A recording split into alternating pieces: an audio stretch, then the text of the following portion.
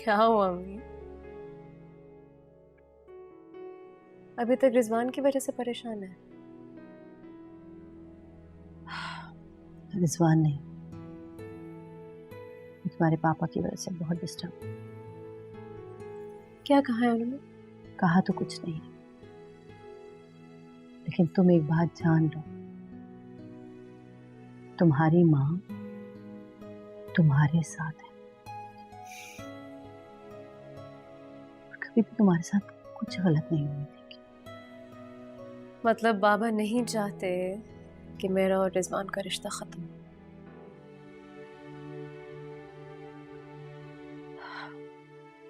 हाँ, शायद।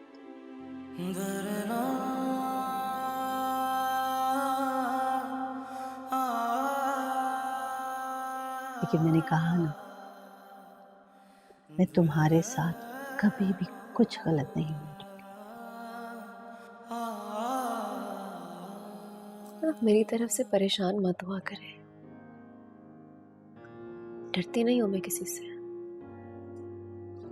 मैं अपनी हिफाजत खुद कर सकती हूँ, हालात का सामना कर सकती हूँ।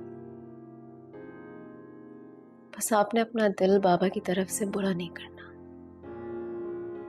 देखिए, हमें जरूरी नहीं है कि हर इंसान हमारी तरह सोचे।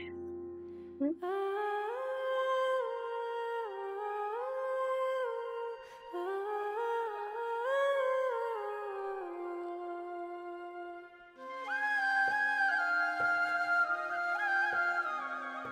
मेरी गुड़िया